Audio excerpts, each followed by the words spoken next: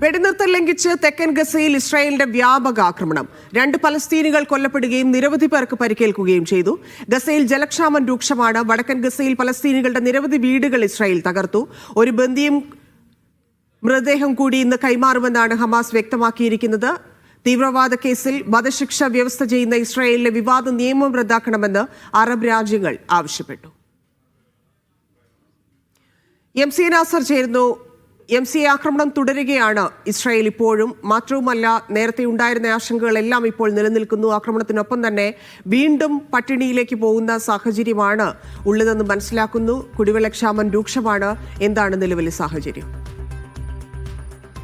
ഇതിന്റെ തുടർച്ചയായിട്ടുള്ള വെടിനിർത്തൽ ലംഘനങ്ങൾ ഇസ്രായേൽ തുടർന്നുകൊണ്ടേയിരിക്കുകയാണ്. കാരണം ഇന്നും ഇന്നലെയുമായി തെക്കൻ ഗസയിലേക്ക് കൂടി ആക്രമണം വ്യാപിപ്പിച്ചിരിക്കുകയാണ്. നേരത്തെ ഗസ സിറ്റിയിലും വടക്കൻ ഗസയുടെ ഭാഗങ്ങളിലുമായിരുന്നു ആക്രമണം കേന്ദ്രീകരിച്ചിരുന്നതെങ്കിൽ ഇപ്പോൾ കൂടുതൽ ഷെല്ലാക്രമണവും അതോടൊപ്പം തന്നെ വ്യോമാക്രമണവും തെക്കൻ ഗസയിലേക്ക് കൂടി വ്യാപിപ്പിച്ചിരിക്കുകയാണ്. ഇതിന്റെ പ്രധാനമായിട്ടുള്ള ലക്ഷ്യം വസതികൾ അതോടൊപ്പം തന്നെ ചെറിയ കെട്ടിടങ്ങളൊക്കെ പൂർണ്ണമായിട്ട് നശിപ്പിക്കുക എന്ന ലക്ഷ്യത്തോടു കൂടിയാണ് ഈ ആക്രമണം തുടർന്നുകൊണ്ടിരിക്കുന്നത്. കാരണം ഇത്രയും നീണ്ട ചർച്ചകളിലൂടെ രൂപപ്പെടുത്തിയ ഒരു വെടിനിർത്തൽ കരാറിനോട് അതിൻ്റെ വ്യവസ്ഥകളോട് ഒരു നിലക്കും നീതി ചെയ്യാതെ അത് നിരന്തരം ലംഘിച്ചുകൊണ്ട് തങ്ങളുടേതായിട്ടുള്ള ഒരു ശേഷ പ്രവർത്തനങ്ങളുമായി തന്നെ ഇസ്രായേൽ മുന്നോട്ട് പോവുകയാണ്. മധ്യസ്ഥ രാജ്യങ്ങൾ പല ഘട്ടങ്ങളിലും ഇക്കാര്യവുമായി ബന്ധപ്പെട്ട് അമേരിക്കയെ വിവരങ്ങൾ ധരിപ്പിച്ചിരുന്നു. പക്ഷേ അമേരിക്കയുടെ ഭാഗത്തു നിന്ന് ആ അർത്ഥത്തിൽ ഇസ്രായേലിനെ പ്രതിരോധിക്കാനോ തടയാനോ ഉള്ള ഒരു നീക്കവും ഉണ്ടായിട്ടില്ല. അതേസമയം ഈ ഭാഗത്തു നിന്ന് ഹമാസിന്റെ ഭാഗത്തു നിന്ന് പരമാവധി മൃതദേഹങ്ങൾ എത്രയും പെട്ടെന്ന് കണ്ടെത്തി കൈമാറാനുള്ള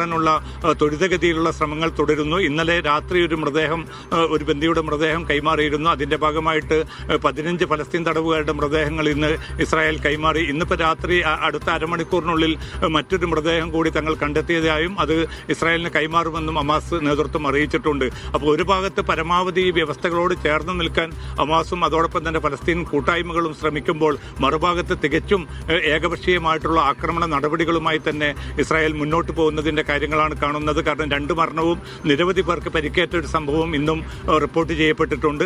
അതോടൊപ്പം തന്നെ ഇതിനെ സൂചിപ്പിച്ചതുപോലെ ഭക്ഷ്യക്ഷാമവും കുടിവെള്ളക്ഷാമവും അതിരൂക്ഷമായി തന്നെ തുടരുന്നതായിട്ടുള്ള റിപ്പോർട്ടുകളാണ് UN ഏജൻസികളും അതോടൊപ്പം തന്നെ സന്നദ്ധ സംഘടനകളും നൽകിക്കൊണ്ടിരിക്കുന്നത്. കാരണം നിത്യവും 600 ട്രക്കുകൾ എത്തും എന്ന് കരാറിൽ വ്യവസ്ഥ ചെയ്തിരുന്ന സ്ഥലത്ത് ഇപ്പോൾ 100 125 ട്രക്കുകൾ മാത്രമാണ് ഇസ്രായേൽ ഇപ്പോൾ അനുമതി നൽകുന്നത്. അതുകൊണ്ട് തന്നെ ഭക്ഷ്യക്ഷാമം അതോടൊപ്പം തന്നെ കുടിവെള്ളക്ഷാമം അതിരൂക്ഷമായിട്ട് തുടരുന്നതായിട്ടുള്ള റിപ്പോർട്ടുകൾ ഇത് ജനങ്ങളെ വലിയ തോതിൽ തന്നെ ബാധിക്കുന്നതായിട്ടുള്ള റിപ്പോർട്ടുകളാണ് ഗസയിൽ നിന്നും പുറത്തുവരുന്നത്. ധന്യ.